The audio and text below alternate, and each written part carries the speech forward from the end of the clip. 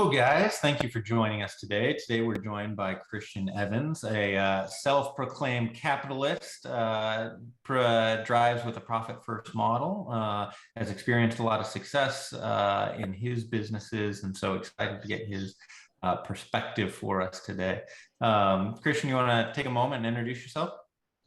Hey man, first of all, I love what you're doing here, and obviously, I appreciate allowing me to share my story a little bit and my expertise and kind of the pain and the frustration. Just to kind of share, a little bit of experience. So I was in a situation many years ago when I remember numerous times when I was running Facebook ads, and I was running, $2,000 a week. And at that time, it was a lot of money. And I remember numerous times when I was spending $2,000 and then I made, $2,500. I was only profitable $500. And then that was horrible because, well, it kept me to go to the next week. But then the thing is I was never able to grow and scale. And now I remember, a few years back when we were running, Facebook ads on $50 a day to all of a sudden, $2,000, $3,000, $4,000 a day. But my point is, I understand the frustrations definitely with COVID and everything, but, beyond that, right, of building a business and scaling a business, we all want freedom. But then what happens is, we get bombarded by all this stuff. So just to share with you, I've been able to help a lot of people in the done for you model and the business opportunity, people that struggle with Facebook, FBA, drop shipping, e-commerce. And I was able to help them scale to, mid six figure to a few of them to seven figures, which is really awesome. And it was empowering to actually help these people, have a plan B. And now I've had an exit strategy with that. And now I help coaches and consultants do more of, scaling their offer to automating and scaling it on YouTube ads and LinkedIn and Google. And so that's been very impactful because, again, it's that compound effect, right? When you help one individual, now they can help tens of thousands of individuals. And when you do that over and over again, you start really seeing the fruits of your labor at a very high level. And so that's kind of where I'm at. And I'm very excited. But obviously that journey is a lot of crap and struggle that I think a lot of individuals are at, definitely, solo entrepreneurs and that struggle with just building systems. And honestly, you're blinded until someone comes alongside you and says, "Hey, let me help you through that process." And that's kind of why I wanted to be on your podcast, is just kind of share some of my crap, my hurdles that I struggle with, and maybe help other individuals avoid them a lot quicker and collapse that time frame. Yeah, we love hearing stories here, and the different perspectives that definitely help the audience, think through some things and take nuggets here or there. When you mention made for you model, done for you model, can you expand a little bit? I assume it was, building out some sales funnels that, people could take and apply to their product offerings. But can you explain a little bit of that for the audience? Yeah, real quick. So very simply, our audience were individuals that struggle with FBA, fulfilled by Amazon, drop shipping, e-commerce, Shopify. They've tried that stuff, right? And then they for whatever reason, they didn't have the mentorship, they didn't have the system, they didn't have the one-on-one hand holding. And so what we did was we basically did it for them. And I said, now the thing was, it was a higher ticket item because then it filtered higher level caliber people, which is awesome. And then what happened very simply was, we work with those individuals, high caliber, high achievers that really had a desire, and implemented a system that we already knew works. We had like 15 sales funnel e-commerce products that we already know work and produce results. And then what we did was we said, hey, let's go to implement this from a marketing strategy to the sales funnel to the fulfillment, that whole process, okay? Because we already had those relationships. Then we were able to scale a lot faster. So we didn't work with people that like, hey, I want to use this product, I want to sell it. No, we already have products that work. Let's go ahead and work the things that we already produce, okay? And then what would happen is, as we would help them scale, now they're making $10, $15, $20, $40,000 a month in revenue, which is fantastic. We would take 6% of that over a 12-month period, which was fine because now we have skin in the game and we want you to succeed because we get 6% over 100 clients of ours that help them, scale 6 figures. Well, all of a sudden that's pretty good cash flow. And so, like I said, that was kind of an exit strategy. And now obviously, pivoting toward helping coaches is what I like to say. So, yeah. Awesome. So as you were going through that and, that first business, and you started to achieve profitability, what was your framework or your structure in terms of how you thought about, where did you put the free cash flow, right? Did you dump it all back in the business? Did you go buy a fancy car? Like, how did you determine, where to put that profitability? Yeah, so let me just share with you. So I am sometimes stupid at this, very, very stupid, because I love money, okay, and I love cash flow. So it was direct response, right? So when I was putting $1 in, I was making $4 back, but it wasn't always like that. Okay, Liam, it was actually, in a situation like I said earlier on, where we were spending $2,000 a week, and we were making $2,500, and I was like, okay, this sucks. This is horrible. Something's going on. Also, I remember numerous times when, man, I got so frustrated. I remember we were momentum, right? Creating momentum. We had phone calls, we had things, we had closes, and then all of a sudden Facebook deactivated our account.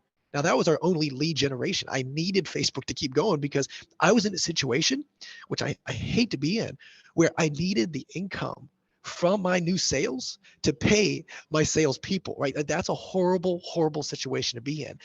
And so one of the things is I came across a book called Profits First. Okay. And then obviously I always had on my podcast a person that is an accountant, a bookkeeper that talks about the profit first system, and basically saying, hey, you have 5 accounts, and what you do is you don't just randomly start pivoting toward this, right? But what happens is as the money comes in, you automate that process where, okay, 3% comes over here into your paying yourself first, 3% comes over here, to operating expenses, or 60% goes to operating expenses, and whatever, and you designate that and delegate that in an automated process. Because I knew myself, I am not disciplined in that avenue, right? When I have $2,500 coming to my bank, guess what I'm doing? I'm spending full $2,500. So what did I have to do? I had to figure out myself, right? My personality was, I love to spend, right? And I would shove it right back in ad spend because that was the thing, right? But also at that time, I didn't have a job. I was doing my business full time. And so I needed that income to pay for my personal expenses. So that's why I was like, okay, I got to find a solution because I hate this situation. I hate this feeling. I mean, it was horrible, right? I'd make $2,500. My wife would look at it like, yeah, that's awesome. And then I'd spend $2,500. And it was never a good situation. So I figured out we have to figure something. Okay. And that's when I started doing like small little increments of, okay. And this, what I realized is like, you'll never achieve financial success at a high level unless you win the small game, right? And let me explain. See, if you have $100 and you don't have the discipline to put, 20% of that into another account, then first of all, automate it. And then let me just tell you that even if you have $100 and you're not able to win over that, then you'll never have $1,000,000 and put 20% away and be disciplined. Does that make sense? And so that's one of the reasons why it's like you have to win those small games. And a lot of people think reverse engineer. A lot of people think opposite. They say, well, when I get $1,000,000, then I will, right? And the reality is, no, that's why you will never achieve $1,000,000 or 2 million or 50 million or 100 million, right? Because you don't have that discipline on the front end. And so again, my personality was, I just, if you give me $100, I'm not going to do it. So what I do is I leverage systems, automation to do it for me. So that decision is I'm not even tempted to make that decision, right? I don't, hey, $2,500, automatically that 20% or 5% or whatever that increment is, I put it over here into these specific categories. Operating expenses, 60%, I started like 1%, paying myself first because that's something I knew. Okay, hey, that's something that won't hurt the business too much. 1%, and then over a period of time, which was like 6 months, I implemented the whole process of okay, now I'm putting 15% and paying myself. But now what happens is 15% of a lot of money. Well, that's a lot of money, right? And so, just to share with you, that's kind of what I did, but it was a struggle. It really was. But the biggest point was I just got frustrated with being in that situation all the time where, okay, I needed the consistent flow of leads, sales to pay for my operating expenses. Like literally I needed tomorrow's sales to pay for yesterday's expenses. And that was never a good way to run a business, honestly. And so over a period of time, like I said, there was also another fund where, okay, hey, we put 3%, 1 to 3, 4, 5% into a savings account. Boom, I would not have access to it. Now, one of the things is again, my personality. This may not be, some other people have more discipline than I do, which is awesome. But I do not sit here and I make it complicated, a lot of hurdles to get access to that money. Because I know if I can just get on my app and transfer the money electronically, and all of a sudden I can use it, it becomes more accessible for me. Again, that's just my personality. Some people are more disciplined. That's awesome. But I just knew I had to have a whole bunch of hurdles to be able to, make sure that my plan is operating accordingly. And the reality was, did I would like to do it? No, of course not. But did I have to? Did I like the result of what I did create? Yes. And that was the question I had to ask myself. What's the result that I want? Well, I want to be in a situation when COVID hits, right? When everything hits, when all of a sudden Facebook deactivates, I don't care, because guess what? I have other avenues to keep the whole business going. I'm not afraid of the cash flow. And honestly, we all know that um, cash flow is the number one reason why a lot of businesses die. And to me, I don't think it's a lack of cash flow as much as leveraging and disciplining yourself with the cash flow that you have. Because a lot of people, again, it's just naturally, is business really that complicated? No. Is life that complicated? We all know, it's like, hey, we know if we, invest $500 a month since 20 years old, and you stop doing it for 20, at 26, we know that you'll be a multimillionaire. Like there's no, it's not a coincidence. It will happen, right? But the thing is do we do it? And that's the reality, is we don't do it. And I think that's the biggest thing, is sometimes it's not that complicated. It's just implementing these systems and automating it, but it's just our personality. And we like to, obviously, hey, we want to scale. We got to, hustle. We got to put all the money back in the business, right? And the reality is a lot of those little quotes, if you will, those cliches, are inaccurate, I think. So a lot of different areas I want to dive into. The first, you talked a little bit about your personality and kind of understanding yourself and what your proclivities and habits were. How did you get to a point of being able to identify that and acknowledging, that you needed to put these structures and systems in place that made it difficult for you to access the money? Yeah, it's a good question. One of the things is I think we all live our life in cycles, right? And you don't really grow until you break through that cycle. And a lot of people, we live our life in a subconscious way where we're just going through habits and whatever, and beliefs and limiting beliefs that just drive us, and we don't even are aware of it. And one of the things is, obviously, I've read a lot of books and talking about that, and certain questions that you have to ask yourself. And you have to stop and say, okay, Christian, why am I living my life? Why? First of all, I'm living my life in a very anxious state, right? It's a state where, okay, I don't like the anxiety. I don't like the stress. I don't like, okay, all of a sudden it's reactive instead of being proactive. And so how do I make sure that I implement systems, disciplines, to be able to have a more proactive state than a reactive state? And again, it's that concept. See, I was listening to, I forget the guy's name, but anyways, he talks about, if you look at the NFL players, the NFL teams that win the Super Bowl tend to have a really good defense, more so than the offense. And I found that very interesting. You can agree or disagree. We can have that conversation later. However, though, I found that very interesting. It was a good conversation to have. So I started saying, okay, Christian, how do I implement a really good defense? And in fact, if you look at a lot of billionaires, okay, yes, they have a percentage of their revenue that they have for just like, hey, if I lose it, it's not gonna it's like FU money, right? It's not gonna hurt me, right? It's just, hey, here I have 100,000, 200,000, $1 million to play with, and if I lose it, it's not gonna hurt me, right? But the reality is that when you get that higher level, it's a matter of building the defenses to make sure you do not lose the money that you already have. And that's what's the toughest part. When we're small solo entrepreneurs, we're making 10, 15, 20, 50, $100,000 a month. That's pretty good income, but it's like, okay, well, that money can be gone very quickly, and we have to be disciplined with it. Again, if you like to do coaching, or like, get be part of mastermind groups or something like that, that's cool, but put a budget toward it. Don't just say, oh, I'm going to do this, I'm going to do that, I've got 100,000, right? That's what I was doing, and I just always assumed that money was always going to be coming in. And then when that money stops, for whatever reason, right, things we can't control, all of a sudden we're like, oh crap, what's happening? And so, you think about it this way. Microsoft still has, you think about this, in Apple, they all have 12 months of expenses on hand in cash flow. That's just crazy to think about. Even how big of a company they have, they literally, even if they don't make any sales and all the money stops flowing into that company, they have 12 months that they can still survive because they have that amount of cash flow. Now, yes, there will be, other things that they'll readjust and stuff. But my point is, they have 12 months of cash flow.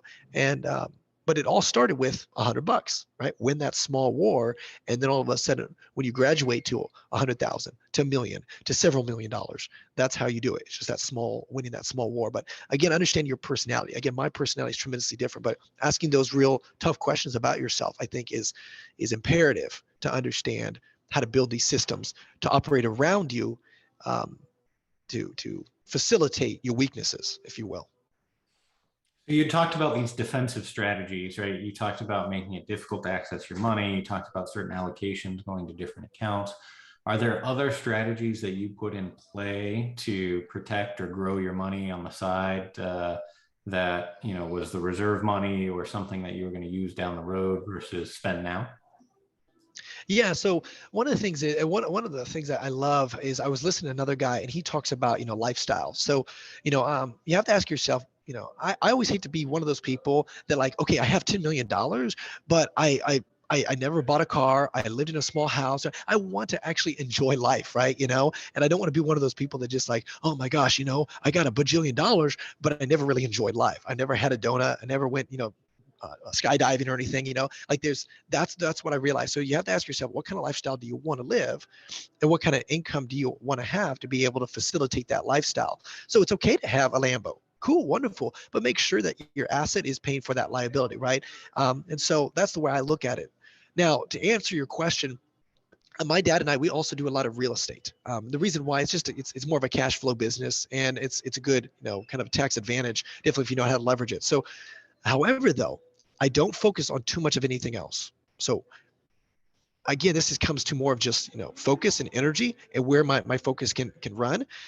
I could buy some stocks and stuff like that and mutual funds and all that other, financial investment stuff. But I don't. I tend to put a lot of my time and energy. I think Andrew Carnegie mentioned this. I'd rather put my instead of having like 7 income streams, like what majority of people think, it's more of putting all my eggs in one basket and then watching that basket like a hawk. And that's what I focus on, is like, just doing 1 or 2 or 3 things, and then just watching those baskets like a hawk. And so a lot of times I do the cash flow business, which is more of, service providing and stuff like that. And obviously the done for you side of things, which is very cash flow positive. And then as well as, real estate, which is where I can, it's just a lot of tax advantages in real estate. And that's where, again, you're creating that passive side of income. So if everything stops, and also what's real estate is so beautiful. And I think you can understand as well, if you don't need the income, you can really scale real estate very quickly. I just focus on 2 to 3, baskets, and then really just dial those in. I don't get too like in crypto or anything like that, or NFTs. Yes, are they intriguing? But it's that whole shiny object syndrome again, right? Are people making money? I believe that you can really make money in anything that you put your energy to, but you got to focus on 1 to 2 things. Don't focus on 1,000 things. And dialing back to part of what you were saying in kind of your opening comments, so to speak, when you're talking about the profit first model and you're talking about different allocations going to 5 accounts, right? What are those 5 accounts for you? And, what are the ideal allocations that you see to each of those? Yeah, so let's kind of dive into that a little bit. So really, I put it in about 4 accounts. They recommend 5, but 4. So 1 is profits. Okay, 2 is the operation side of things. 3 is bonuses, and then 4 is just, obviously savings. Okay, so 1 is paying yourself first. Now, you can't just start paying 10% to yourself. Okay, however, though, we all have heard from Dave Ramsey that you got to pay yourself first, and then what happens a lot of times is we pay our expenses, and then at the end we go ahead and do whatever. So what I would recommend doing is at the beginning just to slowly pivot, because it's hard, right? It's difficult. I would start 1 to 2%, because all of a sudden you start doing 1 to 2%. It's so small and incremental. So you get $1,000. Okay, that's only $10. It's not that much, but it's so incremental that over a period of time, as you start increasing that, you'll start seeing some, it's a habit that will produce, right? Long term, you have to think compound. One business owner I was talking to, it took him 2 years to implement all 4 of the strategies. That's okay, but he implemented it, right? Me, was slightly different because I implemented a little earlier. So number 1, is profits first, paying yourself, and then as well as bonuses. So every depending upon your people and how big your organization is, I would incentivize these people, and so you have a bonus. So every 3 months or every quarter, every 6 months, or whatever it looks like, you pay out certain bonuses. So that's the bonus ratio. I always like to put like 3 to 4% in there as well. That's just cash flow that I can use for incentives, for my sales team, for whatever it may be. Okay, and it's just more of like equity, giving out some of the revenue. And then 3 is operating expenses. That's going to be majority of your stuff. So that's your taxes, your stuff like that. Um, your operating expenses, any expense, whatever it may be. That's about 50 to 60%, depending upon obviously what that looks like for your business, your operating expenses. But I would keep around 50 to 60%. And then, of course, like I said, the fourth is the savings, where you just got money sitting there. And I always like to push that a little heavy at the beginning. So I like to do about 10 to 12% off the bat. So that's kind of what I look at. Now, again, each you have to figure out your own like niche. And sometimes your operating expense may be 70%. And then that's what allows you to stop and say, okay, well, and what I always find interesting, and let me just give you an example, Liam.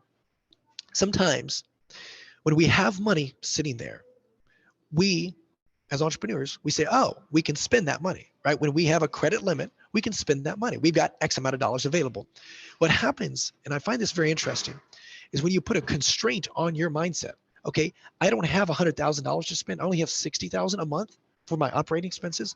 Now all of a sudden your mind starts getting creative and finding out, okay, well, what is the fat that I need to get rid of? What are expenses that I do not need any longer? And what employees do I not need anymore, right? All of a sudden you're allowed to, trim that fat. And honestly, that may be the best thing for you. Okay. So you got to think about it, not like, oh man, I don't have $100,000 anymore. No, it's, hey, I've got 60,000. I'm okay with that. Now you have a constraint. How can I find a creative way to still run and operate my business off of that 60 G's? And you'll be amazed of kind of the solutions that you start bringing up to, your board of directors and yourself to say, okay, you know what? This operating expense, our sales team doesn't need it. The CRM, it's, whatever, right? Whatever it may be, you start really identifying that. So again, when we have a budget and we can only spend X amount of dollars, then we become more disciplined. It's actually, I always find it very interesting when you have certain constraints. And it's the same thing with like, living your lifestyle. Hey, if you have only 3%, you're living off of 3%, right? And you're making 10,000, that's only $3,000. Oh shoot, that's not that much. But then what's nice is that, hey, you know what? You want to scale your monthly revenue. So now 3% of a larger amount of money, well, now all of a sudden you're living at a better lifestyle. So that's what I look at a lot of times is this just helps discipline yourself and making sure you have those constraints in your life. And it's about discipline and automating that. As we're wrapping up here, Christian, what's the one thing you'd leave with the audience as they're thinking about kind of this profitability conundrum, where to start, framework? What would you recommend? What would your advice be? Yeah, one of the biggest things is taking action. We all know that, right? But it's a matter of what action to take, right? And so it's those minuscule actions. And so what I would recommend doing is if first of all, if you know your personality and you don't have that discipline to do it, find a bookkeeper, spend the $3,000, $4,000, $5,000 and help that bookkeeper and say, hey, I want to implement, profits first bookkeeper specifically, and they will help you automate that and start implementing those processes. It is worth it on the front end because all of a sudden you build that foundation and that foundation is strong, right? And then also what I would do is there are certain banks out there that that give you the 4 to 5 kind of bank accounts that you can use for these specific things, and they can actually delegate that properly and automate that whole process for you. So X amount of dollars comes in your bank account, it automates that process according to each one of your bank accounts. So that's what I would recommend doing. It's just a small minuscule thing. It's not that complicated, honestly. Again, a good blueprint to start with is 1%, 2% for your own self, 3 to 5% for savings, 60% to 75% is for the operating expenses, and go from there. So that would be the blueprint. And then everything else, you find other kind of bank accounts, if you will, or categories to be able to put your money towards. So hopefully that makes sense. And that's what I would suggest is just kind of a quick plan of action. What are the banks, or where do you find the list of banks that are open to kind of implementing the model you're talking about? Yeah, so there is, I use Bank of America. I don't prefer it, but that is one that I use. There's another one I can't think off the top of my head that actually implements the profits first. My bookkeeper, I could probably send it to you so you understand. I think it's First National or something like that. I forget that specific bank, so I apologize. I'm not too familiar with that. But Bank of America, really any bank, gives you the opportunity as long as you let them know. And hey, this is what I want, and the bank manager will assist you. The thing is about banks is they love money, and they love lots of it. So they will help you keep a whole bunch of money in their bank. So a lot of banks will actually assist you in that. Awesome. As we're closing out, if listeners want to get in touch with you, what's the best way for them to reach you? Yeah, again, so you can reach out to me at christiandeevans.com, or just Christian D Evans all over the internet. That's where I'm at a lot of times. But obviously they can have a conversation with me if they want to scale, implement certain things. I put out some good stuff on YouTube talking about more intermediate content. I don't talk about beginner stuff, how to make money online. I talk about more of intermediate, like building systems and processes and SOPs, and building a team around you so that you can really operate at a higher level. And that's where life is. It's a lot of fun and exciting. And honestly, sadly, a lot of people just can't get over the cash flow issue. So when you get over the cash flow issue, like win the war of $100, $1,000, now all of a sudden, life gets a lot of fun. Now all of a sudden you got tons of cash flow, and you're more disciplined, and you have these systems operating at a high level. So a lot of fun. And I really just appreciate you, having me on, man, and having this conversation. Very exciting stuff, man. I appreciate it. Thank you very much, Christian. Pleasure to have you on the show.